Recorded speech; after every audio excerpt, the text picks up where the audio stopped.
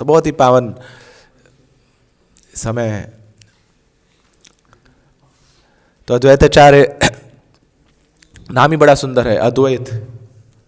अद्वैत मतलब अभिन्न है, कोई द्वैत ना, डुअलिटी नहीं है। किसमें?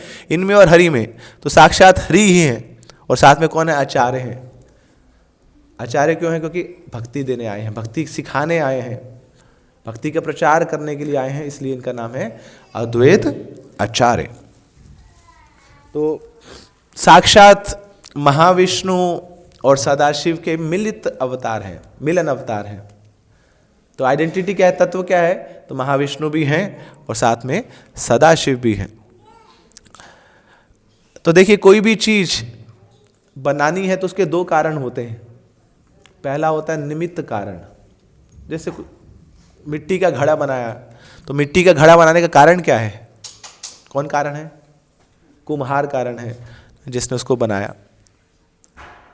मगर कुम्हार ही ओनली कारण नहीं है। क्यों? क्योंकि मिट्टी का घड़ा बनाने कुम्हार बनाता है उसको, मगर बिना मिट्टी के नहीं बना सकता। तो कुम्हार तो है मगर मिट्टी नहीं है। तो जो मिट्टी है, जो चक्का है, जो पानी है, वो भी कारण है। और वो कौन सा कारण है? उसको उपादान कारण बोला जाता है। तो कुम्हार क्या हुआ? वो निमित्त कारण है, और जो उसके रिसोर्सेज हैं वो उपादान कारण है। ऐसे ही पूरी सृष्टि है। तो इस सृष्टि ये जो बनी, इसका भी एक उपादान कारण है। वो उपादान कारण है अद्वैताचार्य महाविष्णु। अगर वो है तो बाकी सब और कोई कारण बन सकता है। तो भगवान हमें भी निमित्त बनने का एक श्रेय देते हैं, मगर हम प्रमुख कारण नहीं है। प्रमुख कारण तो भगवान है। तो इस प्रकार ये अद्वैताचार्य का तत्व है। तो उनका जन्म हुआ था श्रीहट में, बांग्लादेश में। और पिताजी राज पंडित थे। मगर जो राजा था वो शाक्त राजा था। शाक्त समझते हैं आप? जो शक्ति का उपासक हो, देवी पूजा करता था, नवरात्रों का व्रत रखता था। और जैसा राजा होगा वैसी प्रजा होगी। तो प्रजा में भी छुट्टी होती थी। जब नवरात्रे आएंगे तो वो हॉलीडे है, नेशनल हॉलीडे है वहाँ पे। तो कोई स्कूल नहीं जाएगा, कोई कॉलेज नहीं जाएगा, कोई ऑफिस नहीं जाएगा। क्यों? क्योंकि अब देवी के उपासक है, हम उनकी उपासना करेंगे। अब ये जो राज पंडित थे, इनका जो पुत्र था वो तो साक्षात कौन थे? वो तो साक्षात हरि थे, अद्वैताचार्य। बचपन में इनका नाम था कमल आख्या। क्या नाम था? कमल आख्या। क्या मतलब? वो कमल आख्या, जिनके जो नयन है वो कमल जैसे हैं। कमल नयन, कमल चरण, मुख कमल। ठाकुर जी हैं स्वयं। तो बड़ा सुंदर उनका रूप था। अब जो राजा का पुत्र था वो इनका दोस्त था। दोनों एक ही क्लास में, कक्षा में पढ़ते थे, क्लासमेट थे दोनों। जय श्री जगन्नाथ बलदेव सुभद्रा महारानी की जय। अब ये जो थे कमल आख्या अद्वैताचार्य, ये देवी की पूजा नहीं करते थे। क्यों? देवी कौन है ना? साक्षात इन्हीं की तो अंश है, इन्हीं से तो निकली है वो। उनको जाके थोड़ी उसकी उपासना करेंगे। तो ये जाया नहीं करते थे। अब जब ये नवरात्र आ रहे हैं तो बड़े बड़े मंडप सज रहे हैं वहाँ पर। देवी के बहुत बड़ी बड़ी मूर्तियाँ बनाई जा रही हैं, सिंहवादिनी, महिषासुर मर्दिनी। तो उनके बड़े बड़े रूप वहाँ पे सजाए जा रहे हैं, उनकी पूजा अर्चना होगी। तो पूरा बड़ा सा मंडप सज रहा है, पंडाल सज रहा है, और सबकी छुट्टियाँ हैं तो सब जा रहे हैं वहाँ पर। तो राजा का जो पुत्र था वो भी जा रहा था वहाँ पर। अब इसको फ़ोन करके बुलाता है, भाई तू कहाँ है? सब लोग हैं यहाँ पे, सारे पूरी क्लास है, तू गायब है, कमल आख्या कहाँ है? तो कमल आख्या बोलता रहे, नहीं पेट में दर्द है, मैं नहीं जाऊँगा वहाँ पे, मुझे क्या जरूरत है जाने की, घर में बहुत अच्छा हूँ, मैं सुखी हूँ। बोले नहीं आना पड़ेगा आपको। तो बार बार बुलाता है राजा का पुत्र, आओ आओ आना पड़ेगा, नहीं आ रहा है। अब राजा के पुत्र को अच्छा नहीं लगा तो राजकुमार जाके पिताजी के पास जाता है। बोले वो देखो तुम्हारा वो जो राज पंडित है उसका पुत्र बड़ा अभिमानी है, बड़ा अहंकारी है, मैं उसको बार बार बुला रहा हूँ, आ नहीं रहा है। तो पिताजी क्या करते हैं, राजा जी क्या करते हैं, जाके राज पंडित को बोलते हैं, बोले समझाओ अपने पुत्र को, बड़ा अहंकारी हो गया। तो ये राज पंडित है, वो जाते हैं पुत्र के पास, बोले देखो भैया नौकरी का सवाल है, आ जाओ, थोड़े चले जाओ वहाँ पे मेले में चले जाओ, थोड़ा दर्शन कराओ। तो बहुत मनाने पे मान गए। ठीक है, पिताजी बोल रहे हैं तो चले जाते हैं वहाँ। अब इनके लिए तो वीआईपी एंट्री है वहाँ, लाइव मेंबर हैं, लाइव मेंबर छोड़िए स्टीयरिंग कमेटी के मेंबर हैं, तो साक्षात राज पंडित के पुत्र हैं, तो इनके लिए तो पूरा वहाँ पर राज खोल दिया गया, रास्ता खोल दिया गया। वहाँ गए हैं, मगर सब लोग देख रहे हैं कि ये देवी के सामने गए, मगर प्रणाम वणाम नहीं, कुछ नहीं, ये नहीं होता हमसे। सब लोग आगे प्रणाम कर रहे हैं, जो भीड़ भड़ाके में आ रहे हैं वो प्रणाम कर रहे हैं देवी के सामने हैं, मगर ये कमलाख्या बोलते हैं हम नहीं प्रणाम करेंगे। तो सब देख रहे हैं, घूर घूर के देख रहे हैं, पूरी प्रजा देख रही है। राजा इवन बोल आके बोलता है अरे भैया प्रणाम तो करो देवी को, बात नहीं मार रहे। तो राजा जी फिर जाके बोलते हैं राज पंडित को, बोले पंडित जी ये कैसे पुत्र लाए आप, इतने अहंकारी हैं, ये देवी को प्रणाम नहीं कर रहे हैं। तो फिर जाते हैं बेटे के पास, बेटा देख नौकरी चली जाएगी, खाना पीना यहीं से आता है, सब प्रणाम कर ले, क्या जा रहा है ना, मान लिया तू भागवत भक्त है, हरि का भक्त है। अब हरि के भक्त थोड़ी थे, साक्षात हरि थे वो, थोड़ा झुकने में क्या जा रहा है, झुक जाओ देवी के सामने। तो अनमने मन से जाते हैं और सीधा जाके देवी को प्रणाम करते हैं, मगर जैसे ही प्रणाम करते हैं, जैसे ही झुकते हैं तो हाहाकार मच जाता है। वहां जो देवी की मूर्ति फट जाती है, वहां जोर से आवाज आती है और सब देख रहे हैं क्या हो गया, पूरी हलचल हो गई, क्या हुआ किसी को समझ नहीं आया, मगर हाँ ऐसा लगा कि किसी ने प्रणाम किया और जैसे ही प्रणाम किया तो देवी की मूर्ति फट गई, ये क्या हुआ। तो उसी समय तुरंत ही राजा आए और देश निकाला दे दिया, बोले ये आ नहीं रहेगा, हम साक्ष के उपासक हैं, हम देवी के उपासक हैं, ये जब तक रहेगा, ये प्रणाम करेगा, क्या होगा, ऐसी मूर्तियां फटते रहेंगी, ये तो बड़ा अपशगुन है, ये अशुभ है, निकालो इसको बाहर भेज दिया। अब यही चाहते थे वो, बोले कब तक यहाँ मैं देवी देवताओं के उपासकों के बीच में रहूंगा ना, हरि भक्तों को तो अपना जगह चाहिए।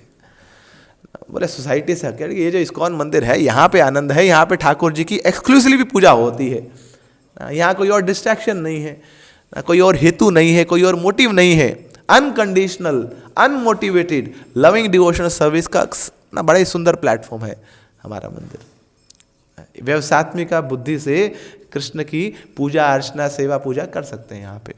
यहाँ कोई नहीं आएगा बोले गणेश जी को दूध पिला दो ना, यहाँ पे इस उपास देवी देवता को इसकी पूजा अर्चना कर लो। यहाँ तो एक ही विग्रह है, बहुत सारे मंदिरों में जाते हैं तो वहाँ कन्फ्यूज हो जाते हैं, बोले ये तो मॉल है जी ना, यहाँ पे राधा कृष्ण भी खड़े हैं ना, यहाँ पे ये देवी देवता भी खड़े हैं, किसकी पूजा करें, और वही सेम प्लेटफॉर्म पे खड़े हैं, मगर यहाँ तो कृष्ण ही है ना, परम ईश्वर परात्पर ईश्वर, उन्हीं की पूजा अर्चना करनी है, तो कोई संशय नहीं है।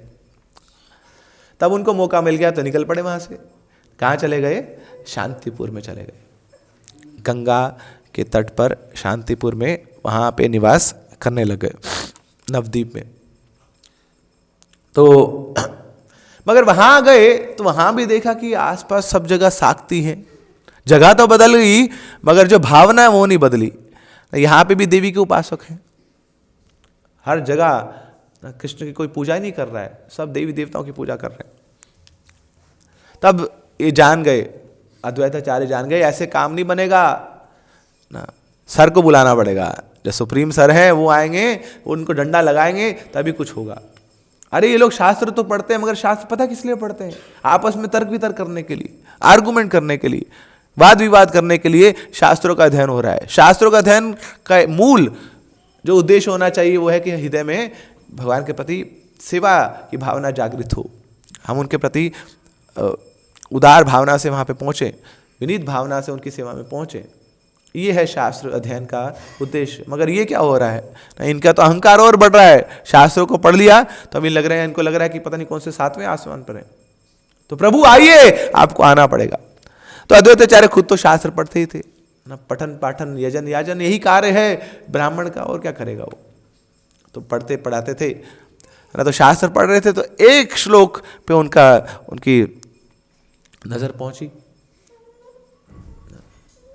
तो श्लोक क्या है कि कोई व्यक्ति अगर केवल तुलसी का दल, तुलसी का एक पत्ता और चुल्लू भर पानी मुझे अर्पण कर दे, तो भगवान बोलते मैं बिक जाता हूं उस व्यक्ति के लिए, कुछ भी करने को तैयार हूं उस व्यक्ति के लिए, केवल क्या कर ले, थोड़ा सा वो तुलसी दल मात्रेण जलस्य चुकुलेन वा, तुलसी दल मात्र, छोटा सा तुलसी का दल और मुट्ठी भर जल ये मुझे अर्पित कर दे, मैं बिक गया उसके लिए, I am sold out for that person.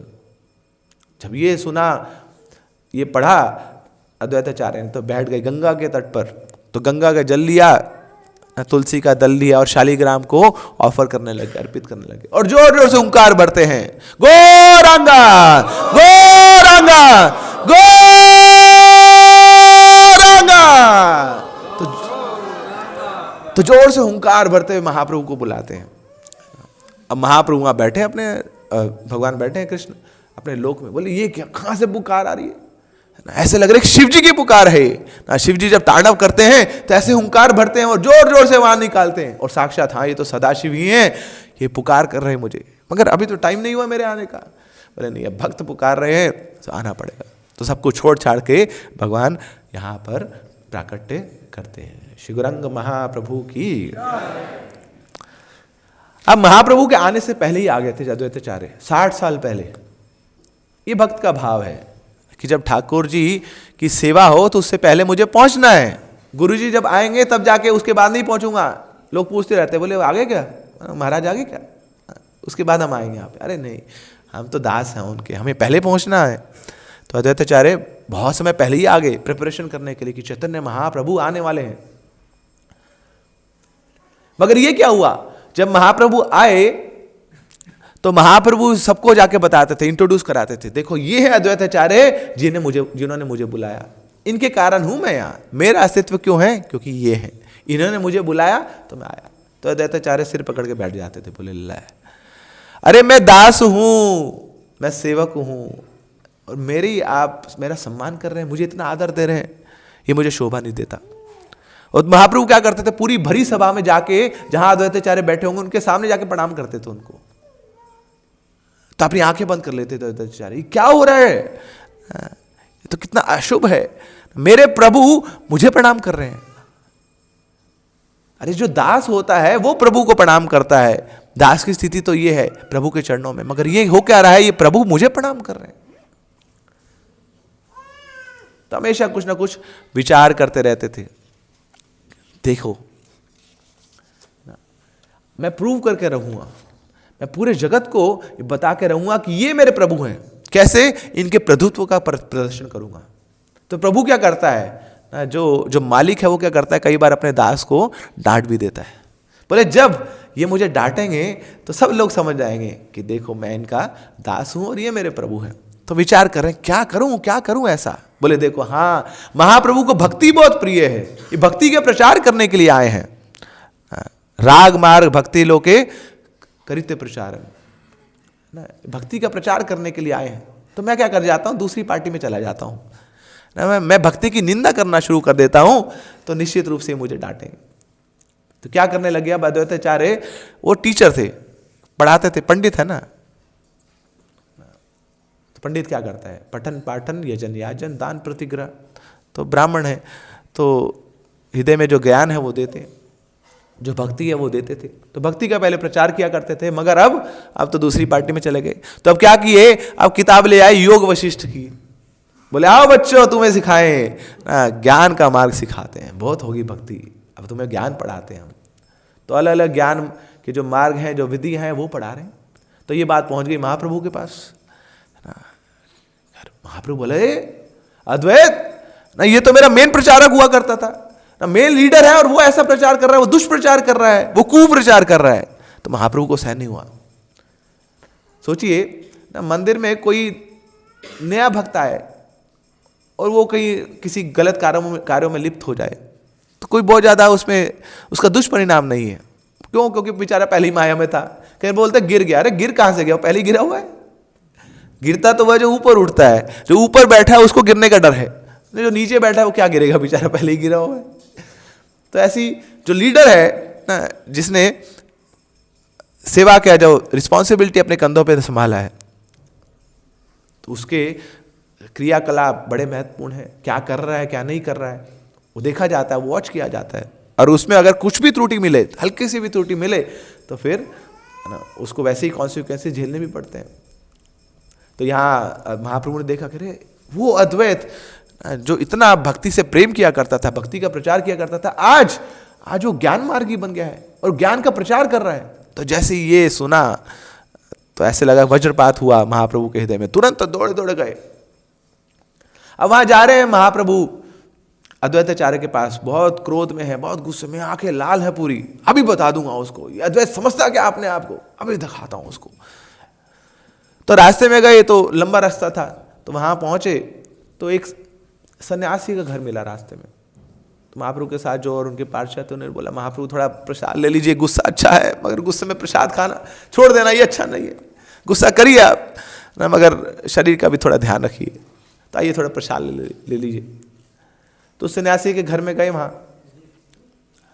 तो सन्यासी कुछ उनको अर्पित करता है, भोजन अर्पित करता है, मेरे साथ में बोलता है, बोले महाप्रभु कुछ आनंद भी हो जाए। तो महाप्रभु समझ नहीं पाए, बोले प्रसाद में आनंद है और कैसा आनंद। तो दोबारा बोलता है कुछ रस हो जाए महाप्रभु, कुछ रस चाहिए आपको। तो नित्यानंद प्रभु हंस पड़े, महाप्रभु को तो समझ नहीं आ रहा, नित्यानंद प्रभु समझ गया, बोले शराब की बात कर रहा है, असली रस तो उसी में है कलयुग में। तो महाप्रभु को जैसी समझ आती, ओए विष्णु विष्णु विष्णु विष्णु, क्या क्या बोल रहे हैं, इस सन्यासी होके शराब की बातें कर रहा है, नहीं नहीं नहीं। तो जैसी ये चर्चा चल रही थी इतने में एक अंदर से स्त्री आती है, ये कौन है, बोले सन्यासी की पत्नी है। सन्यासी की पत्नी, ये कैसे संभव है, बोले कलयुग है, कुछ भी संभव है यहाँ ना, सन्यासी शराब भी पी सकता है, सन्यासी की पत्नी भी हो सकती है।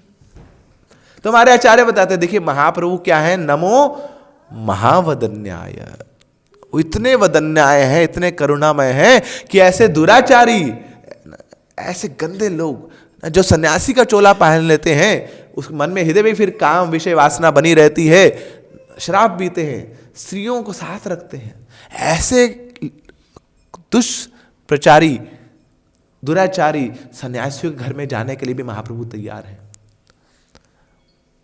उनके अतिथि बनने को तैयार हैं, उनसे सेवा लेने को तैयार है। ये महाप्रभु का हृदय है, इसलिए उनको क्या बोला जाता है, महावदन्याय, महापतित पावन है, वो पतितों को उद्धार करने वाले हैं। महाप्रभु जानते हैं इस जन्म में अगर इनका उद्धार नहीं हुआ, कम से कम मेरा दर्शन करेंगे, मेरी सेवा करेंगे, तो इनका उद्धार तो निश्चित है, आज नहीं तो कल। I will deliver them, nobody can stop. मैं जाऊंगा, इनके घर घर में जाऊंगा, इनसे सेवा लूंगा, इनके जो अनर्थ है वो दूर करूंगा और इनका उद्धार करूंगा। मगर दूसरी तरफ है वो सन्यासी भी जो काशी में रहते हैं, महाप्रभु उनके घर कभी नहीं गए। तपन मिश्र और चंद्रशेखर आचार्य काशी में जब थे, महाप्रभु उनके घर जाते थे। कौन थे Tapan Mishra? He was Chandrashekhar Acharya, they were lower tribes, बहुत ही निम्न जाति के थे, मगर महाप्रभु उनके घर जाने को तैयार है, मगर बोले ये मायावादी सन्यासियों के घर नहीं जाऊंगा मैं। क्यों? हृदय में द्वेष है, ईर्ष्या है कृष्ण के प्रति और कृष्ण भक्तों के प्रति। जो निंदुक है, जो देशी है, उसके पास नहीं जाऊंगा। हाँ, वो व्यक्ति जो पाप कार्यों में लिप्त है उसके घर बेशक चला जाऊंगा, मगर ये जो भगवान से ईर्ष्या करते हैं, द्वेष करते हैं, sorry, I can not accept them. तो महाप्रभु रिजेक्टेड। तब यहां से निकले महाप्रभु आगे, तो अपने आप को संभाल नहीं पा रहे हैं। क्यों? पहले क्रोध आ रहा था, ऊपर से ही सन्यासी मिल गया। कि पहले अद्वैताचार्य की डुअलिटी समझ आ रही थी कि वो अद्वैताचार्य जो मेरा इतना निजी है, वो ऐसे यहाँ ज्ञान का प्रचार कर रहा है, ऊपर से एक और सन्यासी मिल गया जो और डुप्लीसिट है। तो महाप्रभु का क्रोध और बढ़ गया, पूरे झनझनाते हुए पहुंच गए अद्वैताचार्य के सामने, दरवाजे पे लात मारते हैं, अद्वैत क्या कर रहे हो तुम, बाहर आओ। तो अपने आंगन में अद्वैताचार्य पढ़ा रहे थे बच्चों को, तो वॉल्यूम और तेज कर दिया ना। तब जो ज्ञान पाठ पढ़ा रहे थे पूरा फुल वॉल्यूम में पढ़ा रहे, जोर जोर से ना। योग वशिष्ठ की जो फिलॉसफी है उसका दर्शन सबको बता रहे हैं।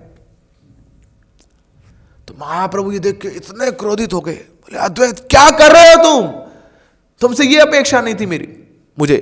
और सीधा जाके एक तमाचा मारते सबके सामने जोर के। और जैसे तमाचा लगा, सोचे महाप्रभु ना 7 फीट हैं वो, अजानुलंबित भुजो कनकावतारो, लंबे लंबे हाथ उनके, और वो तमाचा पड़े जब मुंह पे तो ऐसा पड़ा।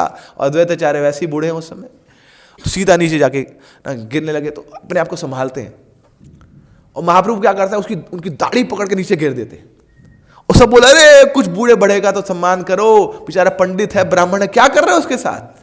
महाप्रभु बोलते अभी बताता हूं उसको। और पीटने लगे, बेचारा नीचे गिरा हुआ बूढ़ा आदमी है, उसको जोर जोर के मारे, पैरों से छाती पे मार रहे, पीठ पे मार रहे। सब हक्के पक्के रहे, बोले ये हो क्या गया। वो महाप्रभु ना जो प्रेम का प्रचार करने आए, ये क्या रूप दिखा रहे हैं अपना, कैसी गर्जना कर रहे हैं, वो हो क्या गया। वो हरिदास ठाकुर तो घबरा गए, वो तो बेचारे नाम के अलावा कुछ तो देखते नहीं थे, कुछ और सुनते नहीं थे। बोले ये कौन सा रूप दिखा दिया, नाम ने कौन सा रूप आज दिखा दिया मुझे, ना क्या दर्शन करा दिया, घबरा गए वो। नित्यानंद प्रभु हंस रहे, वो तो सब जानते हैं। बोले बिल्कुल सही काम कर रहे हैं महाप्रभु, ऐसे ही होना चाहिए इसके साथ। वो जानते हैं लीला है ना, लीला में तो सब कुछ तैयार ना, एवरीथिंग इज एक्सेप्टेबल।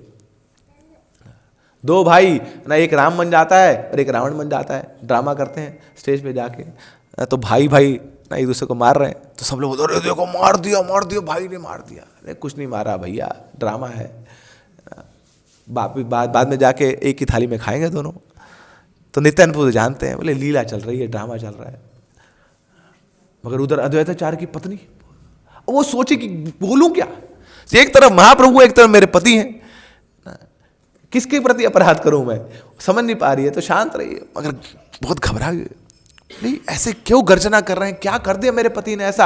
आज तक तो बोलते रहते थे इन्हीं के कारण मैं आया हूं, ये अद्वैत है, यही मेरा कारण है, यही मेरा स्रोत है।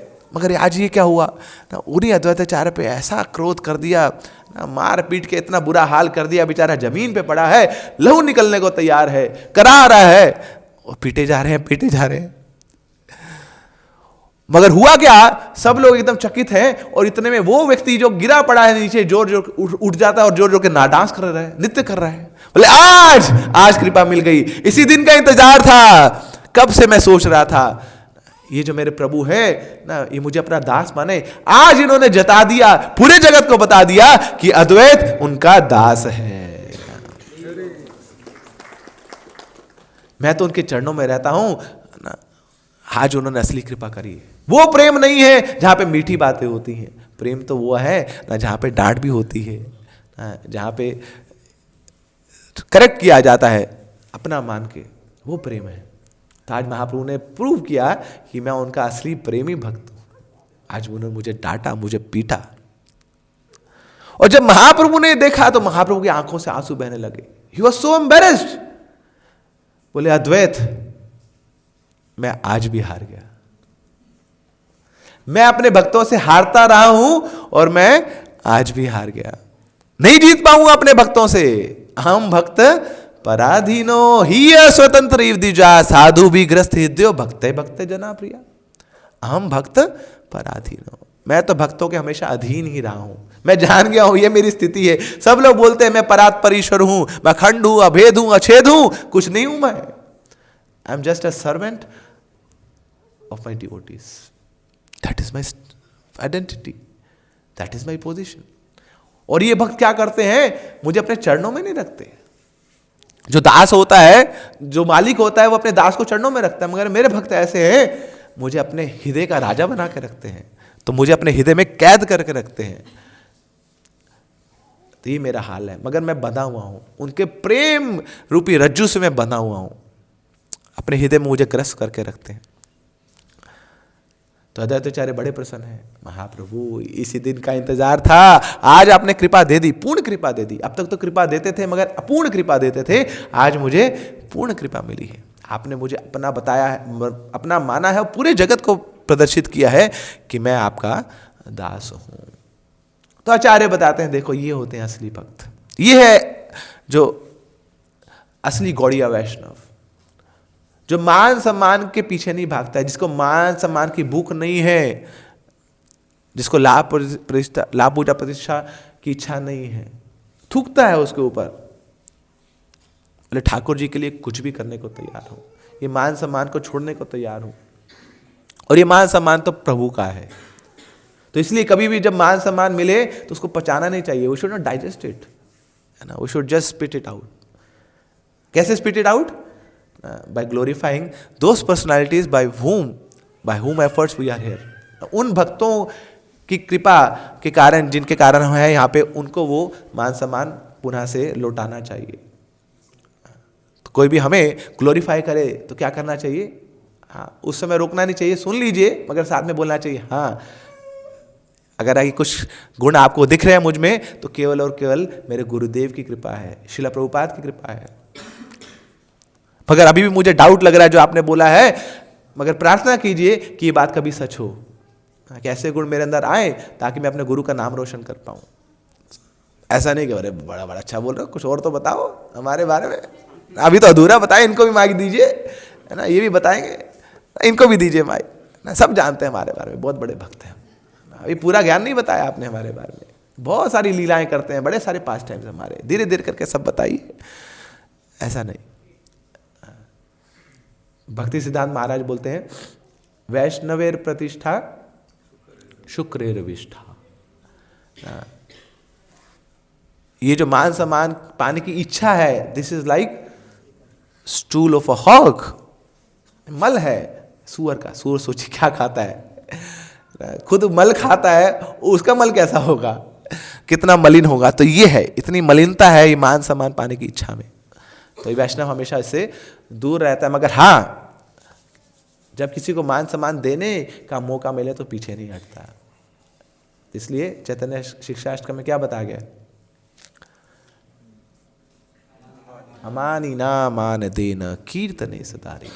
जो ऐसा करता है, जो मान सम्मान पाने की इच्छा से मुक्त रहता है और दूसरों को मान सम्मान देने के लिए हमेशा प्रेरित रहता है, ऐसा व्यक्ति ही कीर्तनीय सदा हरि, वो हमेशा हरि नाम कर पाएगा। भक्ति में टिकना है तो ये वंडर फॉर्मूला है, do not expect any name and fame, और वो आएगा, नाम सम्मान मिलेगा आपको, क्योंकि भक्ति है। जो भक्ति कर रहा है तो ये तो उस प्रतिष्ठा तो उसके पीछे आ जाती है। ये तो साइड प्रोडक्ट है भक्ति का। But a sincere sadhaka will avoid, वो उनके तरंगों में रंग नहीं जाएगा ना, वो वापिस अपने जो पैर हैं वो जमीन पे रखेगा और जानेगा कि नहीं, मेरी स्थिति तो दास की है, मुझे तो बस ठाकुर जी को प्रणाम करना है, मैं दास हूं, आमी तोमार कुकुर, that is my real identity. कितना ही नाम सम्मान हो जाए मेरा, बट मुझे पता है कि मैं कितने पानी में हूं। तो इस प्रकार चैतन्य महाप्रभु का प्रेम का संबंध था शिला अद्वैताचार्य के साथ। कितनी सारी शिक्षाएं इस छोटे से प्रसंग से उन्होंने हमें दी। तो अद्वैताचार्य भी प्रतिदिन महाप्रभु को इस प्रकार देखते थे कि वो मेरे ठाकुर हैं, बेशक मैं उनसे उम्र में बड़ा हूं, बेशक वो मेरा सम्मान करते हैं, मगर मुझे पता है कि मेरी क्या स्थिति है। तो ये सब देखकर महाप्रभु बड़े शर्मिंदा हुए, बोलते अद्वैत तू जीत गया, तू जीत गया और मैं हार गया, और ये मेरी स्थिति है। I am always defeated by my devotees, by the love of my devotees. तो इस प्रकार ऐसा प्रेम पूर्ण व्यवहार था अद्वैताचार्य का और श्री चैतन्य महाप्रभु का। एक और बहुत सुंदर लीला हुई थी, सुनना चाहेंगे आप? महाप्रभु और अद्वैताचार्य के बीच में। तो श्री चैतन्य महाप्रभु ने सन्यास ले लिया है। कहाँ गए हैं सन्यास लेने के बाद? जगन्नाथपुरी। शची माता ने बोला है वृंदावन मत बच जाइए। महाप्रभु ने बोला कि देखो शची माता, मैंने सन्यास ले लिया है तो आपके प्रति अपराध किया है, आपको छोड़ने जा रहा हूं। आप बोलेंगे तो सन्यास नहीं लूंगा मैं। शची माता बोली नहीं, मैं तो धर्म का पालन करने वाली स्त्री हूं और मैंने धर्म को साक्षात जन्म दिया है, तो मैं कैसे अधर्मी बन सकती हूँ?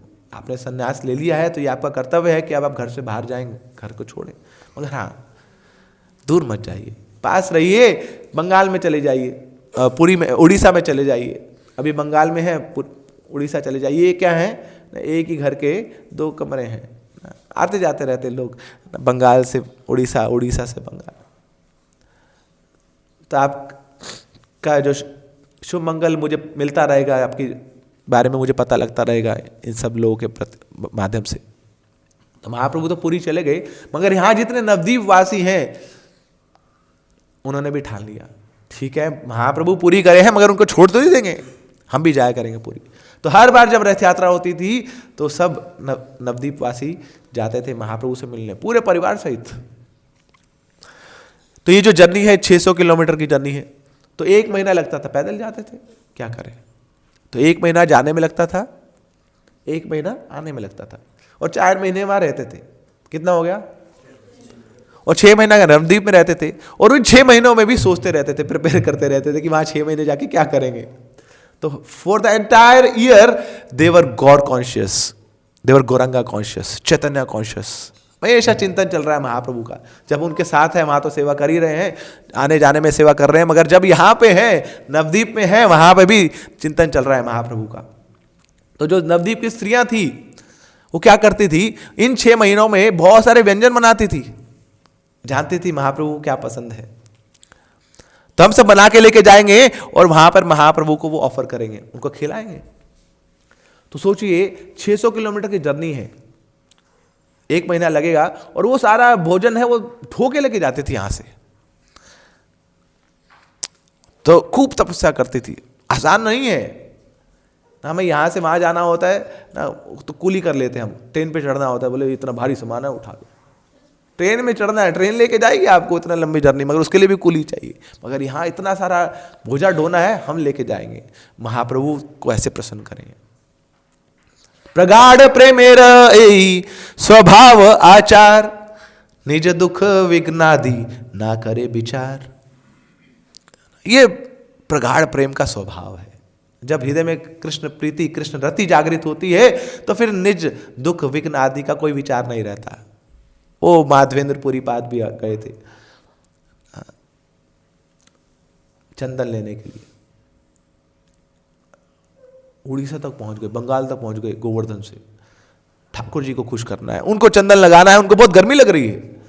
निज दुख विघ्न आदि ना करे विचार, कैसे जाऊंगा ना, कितना लंबा रास्ता है, बूढ़ा हो चला हूं, वो बोझा कैसे लेके आऊंगा, कुछ विचार नहीं, ठाकुर जी को प्रसन्न करना है, बस यही एक विचार है।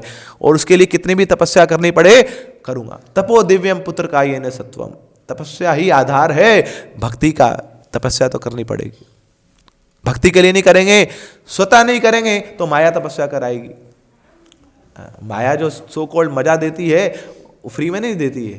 There are no free lunches in this universe ना, कुछ भी फ्री में नहीं मिलता है। तो माया भी तपस्या कराती है। तो कीर्तन में नहीं नाचेंगे तो कीर्तन का उल्टा क्या है, नर्तकी, नाचना तो पड़ेगा आपको, तो माया नचाएगी। तो बेहतर है खुद से, स्वतः से, आनंद से कृष्ण के सामने नाचे। तो ये सब स्त्रियां जाती थी वहां पर महाप्रभु के पास। अब वहां पे जब पहुंचे सारे नवद्वीप वासी, तो सार्वभौम भट्टाचार्य ने बोला वहां के राजा, उड़ीसा के राजा महाराज प्रताप रुद्र को कि जाओ देख के आओ, मिलन देख के आओ नवद्वीप वासियों का पुरी वासियों से। तो सब आए हैं, अद्वैताचार्य, नित्यानंद प्रभु, गदाधर पंडित, सब आपस में मिल रहे हैं। और ये जो पूरी टोली है अब ये जा रही है सीधा, कहां पे आए हैं, जगन्नाथपुरी। तो जगन्नाथपुरी में जो जगन्नाथपुरी में जब कोई आता है तो सबसे पहले क्या करता है, जगन्नाथ जी का दर्शन करता है। मगर ये जो टोली आई जगन्नाथ मंदिर के सामने से गई, मगर जगन्नाथ मंदिर में नहीं गई। बोले हम जानते नहीं इसको, ये कौन है, ये होगा कहीं का राजा, महल में रहता है, but we are not very concern about this.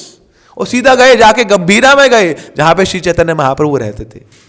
वहां जाके खूब महाप्रभु का दर्शन किया और वहां पे फीस्ट पाई। अब राजा बोलता रहे ये रीति नहीं है, यहां पर ये नीति नहीं है। श्री क्षेत्र की एक नीति है कि कोई भी जहां पे आता है तो सबसे पहले समुद्र में स्नान करता है, महानदी में स्नान करे, वो फिर मुंडन कराए, फिर क्या करे, फिर दर्शन करे, फिर दान करे, उसके बाद भोजन पाए। ये नीति है। तो सार्वभौम भट्टाचार्य बोल रहे हैं हां ये नीति होगी, मगर जब प्रीति होती है तो नीति कुछ काम नहीं करती। इनकी तो प्रीति है महाप्रभु के चरणों में, तो फिर कोई नीति काम क्या करेगी। ये तो पगले हैं महाप्रभु के लिए, उनके दर्शन के लिए इतनी दूर से आए हैं। ये जगन्नाथ का दर्शन नहीं करने आए हैं, ये जानते नहीं है जगन्नाथ कौन है। होंगे जगत के नाथ, मगर हम तो जगत से परे हैं ना। हमारा जगत तो महाप्रभु है, वहीं से शुरू होता है, वहीं पे खत्म होता है। सही गौर, सही कृष्ण, सही जगन्नाथ। तो ये जो गौरांग महाप्रभु है यही इनके जगतनाथ हैं, यही इनके अन्नदाता हैं, यही इनके हृदय राज हैं। उन्हीं का दर्शन करने से इनको संतुष्टि मिलेगी। तो सीधा गए गंभीरा में, वहां खूब दर्शन किया महाप्रभु का। तो 4 महीने वहां पे रहना है सबको, और लगभग 500 भक्त आए हैं। और हर भक्त की इच्छा है, चाहे एक ही परिवार में क्यों ना हो, कि महाप्रभु को मैं भोजन खिलाऊं। तो 500 भक्त हैं और दिन कितने हैं? 120। दैट मीन्स कि हर रोज एक व्यक्ति को पूरा नंबर नहीं मिलेगा। तो 4-5 लोग एक साथ कुकिंग किया करते थे महाप्रभु के लिए, उनके लिए भोजन पकाते थे। अभी जो अद्वैताचार्य है, इनकी भी इच्छा हुई, मुझे भी खिलाना है महाप्रभु को, अपने हाथों से बना के खिलाना है। तो बहुत तीव्र इच्छा है कि महाप्रभु की मैं कुछ सेवा करूं, महाप्रभु को मैं भोजन खिलाऊं। मगर एक संशय भी है, क्योंकि महाप्रभु को बुलाएंगे तो इनके साथ ये जो सारे सन्यासी हैं, 10 सन्यासियों के साथ चलते थे महाप्रभु, ये सारे सन्यासी भी आएंगे। और जब सन्यासी आएंगे तो उनके सामने महाप्रभु हिचकिचाएंगे। कर्टसी है ना, वो भी सन्यास आश्रम में, वो भी सन्यास आश्रम में, तो मैं उनको खुल के खिला नहीं पाऊंगा, तसल्ली से खिला नहीं पाऊंगा, और महाप्रभु तसल्ली से खाएंगे नहीं। तो वो मेरी जो इच्छा है कि महाप्रभु को मैं पूर्ण रूप से हर तरह से उनके व्यंजन बना के उनको खिलाऊं, तो पूर्ण नहीं होगी। ये सारे गिरी, भारती, पुरी, ये सब सन्यासी साथ चलते हैं महाप्रभु के, तो आनंद नहीं है। क्या करूं, कुछ तो तिकड़म लगाऊं। तो महाप्रभु को जाके बोलते हैं, महाप्रभु आइए मेरे घर भोजन पाने आइए, मगर अकेले आइएगा, एकलेश्वर, एकला ईश्वर, एकला ईश्वर कृष्ण, आर सब भृत्य, बस आप चाहिए मुझे ना, बाकी इनको खिला देंगे, अलग से खिला देंगे, मगर आप अकेले आएगा। मगर महाप्रभु ने अनदेखा किया उसको, बोले सब पार्षद है, साथ है, कैसे इनको मना करूं। तब अद्वैताचार्य ने क्या किया, भोजन पकाना शुरू किया। उससे पहले महाप्रभु उनको बोलते हैं, बोले अद्वैताचार्य, तुम्हारे हाथ का भोजन पाने के लिए तो कृष्ण भी अपेक्षा करते हैं, वो निरंतर इंतजार करते रहते हैं कि अरे ये अद्वैताचार्य ये भोजन पका रहे हैं, इतने प्रेम से तुम भोजन पकाते हो कृष्ण के लिए। ओहो, हृदय में कृष्ण को बिठा के उनका चिंतन करते हो, उनका स्मरण करते हो, तुम कृष्ण का भोजन पकाते हो। ऐसा नहीं हमारी तरह मतलब कढ़ी चल रही, ऊपर से मुंह में गाली चल रही ना, ऐसा भोजन नहीं ना, हृदय में कृष्ण को बिठा के ना फिर तुम भोजन पकाते हो। तो साक्षात कृष्ण तुम्हारा इंतजार करते हैं कब अद्वैताचार्य के हाथ का भोजन मुझे मिलेगा, तो मैं कहाँ से मना कर सकता हूँ ना, ये तो मेरे लिए लॉटरी है, निश्चित रूप से मैं आऊँगा। मगर अपनी वो जो अंदर की बात ही पूरी कह नहीं पाए, बोले ओनली यू महाप्रभु, तो इतनी एक्सप्लिसिटली उसको बोल नहीं पाए, मगर इच्छा तो है। तो अद्वैताचार्य ने यहाँ पर अब कुकिंग करना शुरू किया। तो अद्वैताचार्य चिंतन कर रहे हैं, क्या करूं, कुछ तो करना पड़ेगा ऐसा। अद्वैताचार्य की जो पत्नी है वो भी जानती है महाप्रभु का हृदय, वो जानती है महाप्रभु को शाक बड़ा पसंद है, शाक जो हरी पत्ते वाली सब्जियां हैं। तो वहाँ बंगाल उड़ीसा साइड में तो unlimited number of varieties of शाक आर अवेलेबल। तो 10-12 वैरायटी के साग वो बनाने को तैयार हैं। गौर प्रिय शाक सेवने, तो ये जो गौरांग महाप्रभु बड़ा प्रिय है साग बनाएंगे। मतलब हमारा तो वो साग का नाम सुनते नाक चढ़ जाती है, बोले यार साग खाना पड़ेगा, but they relish it so much, है ना। क्यों? क्योंकि महाप्रभु को बहुत अच्छा लगता है, इसलिए महाप्रभु के जो भक्तगण हैं उनको बड़ा अच्छा लगता है साग। तो अलग अलग वैरायटीज के वो साग बना रही हैं। अद्वैताचार्य भी कुकिंग कर रहे हैं, मगर साथ में मन में सोच रहे हैं, अकेले कैसे बुलाऊं, तसल्ली नहीं मिलेगी मुझे, उनको खिला भी दूंगा, ना ही मुझे तसल्ली मिलेगी ना ही उनको तसल्ली मिलेगी। I want Krishna alone, I want Mahaprabhu alone. तो मुझे उनको प्रसन्न करना है, कैसे प्रसन्न करूं। तो व्यक्ति जब अपने हाथ से हार मान लेता है तो दूसरों से वो सपोर्ट मांगता है, हेल्प मांगता है। इंद्र तुम आओ ना, मुझे सपोर्ट करो, तुम मुझे सपोर्ट करो मैं तुम्हें सपोर्ट दूंगा, तुम मुझे खून दो मैं तुम्हें खून दूंगा, आओ बीच में आओ, कुछ करो। महाप्रभु को अकेले बुलाना है, करो कुछ करो। तो उस समय मध्याह्न का समय था, तो अद्वैताचार्य स्नान करने जाते थे समुद्र में। तो ये जो सारे सन्यासी थे ये भी पहुंच गए स्नान करने के लिए, ये पहले पहुंच गए। क्यों? खूब माल मिलेगा आज खाने को। अब शादी में जाना है तो जो चटोरे लोग होते हैं वो सुबह से तैयार होते हैं, सुबह कुछ खाते नहीं वो लोग, फास्टिंग है आज हमारी, रात को पाड़ेंगे अच्छे से। तो ये सन्यासी लोग बोले सुबह वहाँ पहले सबसे पहले पहुंच गए स्नान करने के लिए। बोले आज तो फीस्टिंग है जबरदस्त, अद्वैत आचार्य आज भोजन पका रहे हैं, साथ में पत्नी भी लगी हुई है, कितने ही व्यंजन मिलेंगे आज तो, नहा धो के तैयार हो जाओ जल्दी से, पता नहीं कुछ हो जाए क्या हो जाए। तो महाप्रभु बाद में आते, ये पहले पहुंच गए, तैयार हो रहे हैं सब। अब इतने पहुंच गए वहाँ इंद्रदेव, तो रेगुलेटर थोड़ा तेज किया, वहाँ पे बारिश होने लगी, देव धनाधन धनाधन बारिश हो लगी। अब सन्यासी बोले कोई बात नहीं, बारिश होगी खाना थोड़ी छोड़ देंगे, और शादी के दिन बारिश होगी तो शादी थोड़ी छोड़ देते। जब शादी का कार्ड आता है तो उस समय ये प्रश्न नहीं है कि जाना है कि नहीं जाना, सबसे पहला प्रश्न है कि पहनना क्या है। बोले जाना है वो तो पक्का ही है, वो तो हमने टॉप प्रायोरिटी में लिख दिया है, क्या पहन के जाना है वो क्वेश्चन है। तो ऐसे में सोच लिया, बोले बारिश होगी तो क्या है, भीग के चले जाएंगे, जाएंगे जरूर। तो इंद्र बोले ये तो ऐसे नहीं मानेंगे ना, तो सारे पूरे ऑफिस के साथ पहुंच गए इंद्र, वहाँ पे पूरा रेगुलेटर फुल कर दिया वहाँ पे। अब तो ओले बरस रहे हैं, और ओले ऐसे आज तक पूरे सिस्टम में ऐसे ओले नहीं बरसे, 250-250 ग्राम के ओले बरस रहे, 500 ग्राम के ओले बरस रहे, मोटे मोटे ओले। अब बेचारे सन्यासी सिर पे पड़ रहे हैं उनके, अब समुद्र में खड़े हैं वहाँ पे, तो समुद्र में तो आसपास ना पेड़ है ना पौधे, सब सिर पे पड़ रहे हैं उनके। बोले अच्छा प्रसाद मिल रहा है, वो भी जल्दी मिल रहा है, पहले आके क्या करें, अब कहाँ दौड़े बेचारे। और इतने में फिर पूरे फुल पे कर दिया इंद्र ने रेगुलेटर, तो वहाँ पे साइक्लोन आ रहा है, आंधी तूफान आ रहा है, और उस आंधी तूफान में सूरज लुप्त हो गया, इतनी धूल उड़ रही है, कुछ पता नहीं लग रहा उनको, ये नहीं समझ आ रहा कहाँ जाना है, घर इस साइड है, घर समुद्र की साइड है, पता नहीं, वहाँ पड़ रहे हैं बेचारे, गिर रहे हैं, उठ रहे हैं, गिर रहे हैं, यही चल रहा है। सेट हो गया सब मामला। तो इधर अद्वैत आचार्य पूरी तैयारी करके बैठे हैं, बोले महाप्रभु आएंगे, और तीव्र इच्छा के साथ कि अकेले ही आए, इंद्र को लगा दिया मैंने सेवा में। और तब अद्वैत आचार्य ने क्या किया है, वहाँ पर गोबर से लेपन किया है नीचे। तो पहले कुछ ऐसे अलग से आसन तो होता नहीं था, तो गोबर से उसको लेपन करते थे, उसी का आसन बनाया कि महाप्रभु यहाँ पे आके बैठेंगे। और केले का बड़ा पत्ता लेके आए ना, आजकल तो जो देते ना काट के देते केले का पत्ता, बट वो फुल साइज, इतने व्यंजन है यहाँ से लेके यहाँ तक, पूरा महाप्रभु के लिए फुल साइज केले का पत्ता सामने वो बिछाया हुआ है। और दोनों पति पत्नी मिलकर खूब अच्छे से भोजन पकाए हैं। तो अलग अलग प्रकार के शाक, अन्न, भाजी, मिल्क आइटम्स सब वहाँ पर, केक्स सब बनाए उन्होंने महाप्रभु की प्रसन्नता के लिए। सबके ऊपर तुलसी पत्र रखकर वो अब महाप्रभु को ऑफर करने वाले हैं। तो महाप्रभु आते हैं वहाँ पर सीधा, और अकेले पहुँचते हैं क्योंकि उस बेचारे सब फंसे हुए साइक्लोन में, कुछ समझ नहीं आ रहा है, इतनी धूल में सब फंसे हुए हैं। तो महाप्रभु आते हैं सीधा, तो चैतन्य महाप्रभु अद्वैत आचार्य से मिलते हैं, क्योंकि यहाँ कोई आंधी नहीं है, आंधी केवल समुद्र पे ही है ना, इंद्र का प्रकोप उधर ही है। और एकला ईश्वर यहाँ पर पहुँचते हैं चित्त, और जब अद्वैत आचार्य देखते हैं तो इतने प्रसन्न होते हैं, बोले यस कृष्णा इज मर्सीफुल, हृदय की सारी इच्छा पूर्ण करी, आए जरूर है और अकेले आए हैं।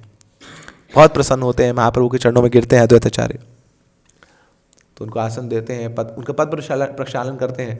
और अब दोनों पति पत्नी सर्व करना शुरू करते हैं, बताते हैं ऐसे सर्व करते हैं, मतलब this is the ideal way to serve, distribute prasadam, कि वो जो महाप्रभु की जो कटोरियां थी जिसमें वो भोजन सर्व कर रहे थे, वो खाली नहीं होती थी उससे पहले भर देते थे, आधी खाली नहीं हुई उससे पहले भर देते थे, और जी भर के जितना वो खिलाना चाहते थे वो खिलाया, और सब महाप्रभु ने स्वीकार किया।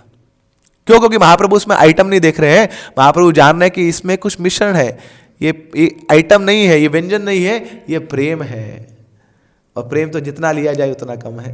तो छक छक के महाप्रभु उस प्रेम से पूरित उन व्यंजनों को का आस्वादन कर रहे हैं, और ये देख के अद्वैत आचार्य बहुत प्रसन्न है, ही इज कंप्लीटली सेटिस्फाइड कि हाँ आज जाके महाप्रभु को मैंने मन से भोजन खिलाया। क्यों? अगर वो सन्यासी आ जाते तो इधर उधर चलता रहता, क्यों देख रहा है, कितना खा रहा है, कुछ बोल रहे हैं, और ये चल रहा है वो चल रहा है, अब कुछ नहीं भैया, कोई नहीं है, अब हम ही है बस। तो यहाँ महाप्रभु को खिलाएंगे, महाप्रभु खाएंगे, no bars, no restrictions, anything we offer महाप्रभु एक्सेप्ट्स। तो बिल्कुल प्राइवेटली महाप्रभु को उन्होंने सर्व किया। और अब जब महाप्रभु ने भोजन पा लिया तो देखिए कि अद्वैत आचार्य कुछ बोल रहे हैं, कुछ बड़बड़ा रहे हैं। क्या कर रहे हैं? इंद्र को थैंक यू बोल रहे हैं, thank you so much Indira, you have done a very good job, good job done, आज पता लग गया तुम भी वैष्णव हो। क्यों ना, जो विष्णु की भक्ति में सहयोग करता है वो वैष्णव है, तुमने मेरा दिल जीत लिया है, आज से मैं तुम्हें भी पुत्र पुष्प अर्पण करूंगा। भगवान ने तो गीता में बोला है ना, जो देवी देवताओं की पूजा करता है वो मूर्ख है। मगर नहीं ना, तुम आज तुमने प्रूव कर दिया कि तुम भी कृष्ण भक्त हो, तुमने सहयोग किया है। क्या तुमने साइक्लोन लाया वहां पे, वो सब गिरिपुरी सन्यासी सब वहीं पे बह गए, तो आज महाप्रभु अकेले मेरे पास आए हैं, तो मैं तुम्हारी पूजा आराधना कर रहा हूँ। Thank you so much, thank you very much. तो महाप्रभु बोलते अद्वैत क्या कर रहे हो तुम? और महाप्रभु कुछ नहीं कर रहा है, बस थोड़े ऐसी बात कर रहा था इसे। महाप्रभु बोलते सब जानता हूं मैं, तुम्हारा ही काम है सब, तुमने ये सारा गड़बड़ करा है। वो बेचारे सन्यासी कहाँ वहां पे आंधे मुंह गिर रहे हैं, वो साइक्लोन में इतना आंधी तूफान हो रहा है, तुमने ही कुछ कराया है। तो फिर महाप्रभु बोलते हैं अद्वैत मैं दोबारा हार गया, I am again defeated by you, by your love. कभी मैं अकेले नहीं जाता हूं कहीं पे, मगर तुम्हारे प्रेम ने आज मुझे अकेले यहां पर खींच लिया है। कहाँ जाऊं मैं? ग्रस्त हृदय है ना, भक्त जना प्रिया, साधु भी ग्रस्त हृदय, मैं ग्रसित हो चुका हूं, बंध चुका हूं तुम्हारे हृदय में। तो आचार्य बताते देखिए अद्वैताचार्य का कितना ही प्रगाढ़ प्रेम है महाप्रभु के लिए। कुछ भी करने को तैयार है वो, आंधी तूफान लाने को तैयार है, भूकंप लाने को तैयार है, सुनामी लाने को तैयार है महाप्रभु की सेवा के लिए। कोई भी बाधा नहीं है उनके जीवन में कृष्ण भक्ति के लिए। सारी बाधाओं को दूर करके वो कृष्ण के प्रेम के लिए इतने प्रगाढ़ रूप से तैयार है, इतने तत्पर है वो, उनकी लालसा इतनी तीव्र है कि चाहिए महाप्रभु चाहिए, अकेले चाहिए। तो पूरी सृष्टि उनका सहयोग कर रही है उस लालसा को पूर्ण करने के लिए। सारे देवी देवता लग जाते हैं लाइन में सेवा करने के लिए। शिला प्रभुपाद गए थे अमेरिका, कुछ हाथ में नहीं था, 40 रुपए के साथ गए थे वहां पर, फक्कड़ बाबा की तरह गए थे, मगर हृदय में एक लालसा लेके गए थे कि गुरु की इच्छा पूर्ण करनी है, महाप्रभु का संदेश कोने कोने तक पहुंचाना है। जारे देखे तारे कहो कृष्ण उपदेश ना, पृथ्वी ते याचिया नगर आदि ग्राम, सर्वत्र प्रचार होर भाई मोर नाम। जगह जगह कोने कोने पे कृष्ण नाम का प्रचार होगा, ये लालसा लेके गए थे शिला प्रभुपाद। तो क्या हुआ, पूरे सृष्टि के लोग, पूरे ब्रह्मांड के लोग आ गए शिला प्रभुपाद की सेवा करने के लिए। जितनी फैसिलिटीज चाहिए थी, जितने रिसोर्सेज चाहिए थे, माना वहां पर सब बिछा दिए गए शिला प्रभुपाद की सेवा में। तो अद्वैताचार्य बोलते हैं कि ओ इंद्र, तुम अब मेरे हृदय में आ गए हो ना। क्यों? क्योंकि इंद्र ने क्या किया था, अद्वैताचार्य का जो हृदय था वो जान लिया था, उनका जो मनोभीष्ट था वो जान लिया था। तो अगर गुरु के बड़े निकट होना चाहते हैं हम, तो केवल निकट निकट घूमने से नहीं होगा, उनके साथ फोटो खिंचाने से नहीं होगा। गुरु का निकट बनना है, निजी बनना है, तो उनके हृदय की जो इच्छा है वो पूर्ण करने में हम लग जाएं, उसमें सहयोग करने में लग जाएं। गुरु अपने आप ही हमें बहुत अपना निजी मान लेंगे, सबके सामने प्रूव करें कि हाँ ये जो भक्त है बहुत निजी है, क्योंकि मेरे मनोभीष्ट को जानता है। तो असली भक्त क्या करते हैं ना, अपने हाथ से ठाकुर जी के लिए भोजन पकाते हैं, अपने हाथ से उनके लिए माला बनाते हैं, अपने हाथ से 56 भोग बनाते हैं। आजकल तो 56 भोग बड़ा आसान है, अग्रवाल स्वीट्स को फोन करो, बोले 56 भोग, उसको भी पता है, इसको वाला है, बुद्धू है, इसको पता नहीं है कि कृष्ण को क्या चाहिए। हमारे हाथ का थोड़ी खाएगा, बोले हमें तो नोट छापने, लो जी लो 56 भोग लो। ये क्या हुआ 56 भोग? और हमें तो भोग पकाना भी नहीं आता है, खुद से पकाएंगे भी तो अच्छे से पका नहीं पाते। मगर यहाँ अद्वैताचार्य ने क्या किया, एक एक व्यंजन ऐसा बनाया कि महाप्रभु ने पूरे 56 के 56 भोग खाए। हमारे तो कोई देख भी लेना वो 5 से ज़्यादा खाएगा नहीं वो, बोले क्या बनाया है इसने। और छोटी छोटी 1-1 1.5 इंच की कटोरी में दे देते हम ठाकुर जी को, लो जी खा लो, इतना ही है हमारे पास। मगर हाँ, यहाँ ये जो भक्त हैं इतने प्रेम से, इतने आदर से, प्रेम का मिश्रण कर करके उसमें छोके लगा लगा के भगवान को प्रस्तुत किया, और महाप्रभु सब पाए, ही एक्सेप्टेड एवरीथिंग। तो इसलिए अद्वैताचार्य बड़े श्रेष्ठ हैं, बड़े ज्येष्ठ हैं वो, क्योंकि सिखाते हैं भक्ति कैसे करनी है, प्रेम कैसे, अपना प्रेम का और प्रगाढ़ उसको रूप से उसको उद्धार करना है, बढ़ाना है। तो हर एक क्रिया मुद्रा ऐसे वैष्णवों की वो हमारे लिए प्रेरणा है। तो ऐसे सेवा करेंगे तो भगवान क्या करेंगे, तो भगवान का कल्याण नहीं होगा, इसमें हमारा कल्याण होगा। कई बार लोग सोचते हैं कि अरे देखो हमारी सेवा से ना ये मंदिर चलता है, हमारी सेवा से ना इस्कॉन के इतने सारे प्रोजेक्ट चलते हैं, तो केवल माया है, ब्रह्म है, हम तो केवल निमित्त मात्र हैं। हम सेवा कर रहे हैं अपने लिए। एवरीबडी सेल्फिश, सब लोग मोटिवेटेड हैं, सब लोभी हैं, चाहे भक्ति में क्यों ना आ जाए फिर भी लोभ बना रहता है। तो अगर हम सेवा कर रहे हैं तो अपने लाभ के लिए कर रहे हैं, ठाकुर जी को कुछ लाभ नहीं होने वाला। हम दान देते हैं अपने लाभ के लिए दे रहे हैं। ठाकुर जी तो क्या है, लक्ष्मी सहस्त्र शत संभ्रम सेव्यमानम, सहस्त्र कोटि लक्ष्मियां ठाकुर जी के चरणों में हमेशा नित्य रूप में रहती हैं। हम क्या 10 रुपये चढ़ा के, 100 रुपये चढ़ा के, 1000 रुपये चढ़ा के उनको खरीद लेंगे क्या? ये तो अपना ही उद्धार कर रहे हैं, अपना जो काला धन है उसको सफेद कर रहे हैं यहाँ पर ठाकुर जी के चरणों में रख के, अपने धन को पवित्र कर रहे हैं। तो लाभ अपना ही है, सेवा करेंगे तो हमारा ही लाभ है। तो भगवान फिर भी हमें श्रेय दे देते हैं उस सेवा करने का। अर्जुन को क्या बोलते हैं, विजयी भव ना, तुम विजयी हो जाओ। विजयी कैसे होंगे, जब सामने वाले लोग मरेंगे तब विजयी होंगे। तो भगवान बोलते हैं इनको तो मैंने पहले ही मार दिया, तो तुम क्या विजयी हो? विजयी तो मैंने बनाया तुम्हें ना, तुम निमित्त मात्र हो, बट उसका श्रेय भी मैं तुम्हें दे रहा हूं। तो ऐसे ही हम भी कुछ सेवा कर लेते हैं, ठाकुर जी हमें उसका श्रेय दे देते हैं। अगर उस श्रेय, जो सेवा करने का जो बल है, जो बुद्धि है, वो भी ठाकुर जी देते हैं। तो अब केवल क्या होना चाहिए, हमारा भाव वो शुद्ध होना चाहिए। उस प्रेम भाव से, श्रद्धा भाव से हम उनको अप्रोच कर सकते हैं। तो कर्म पर हमारा अधिकार है, फल पर नहीं है। तो ऐसा कर्म हम करें ताकि ठाकुर जी प्रसन्न हो पाए उससे। तो ये अद्वैताचार्य है हमारे लिए, तो साक्षात ठाकुर जी को प्रस्तुत किया है उन्होंने। तो अगर अद्वैताचार्य ना होते तो गौर ना हो, तो अगर यदि गौर ना हो तो राधा रानी का बारे में कौन बताता हमें।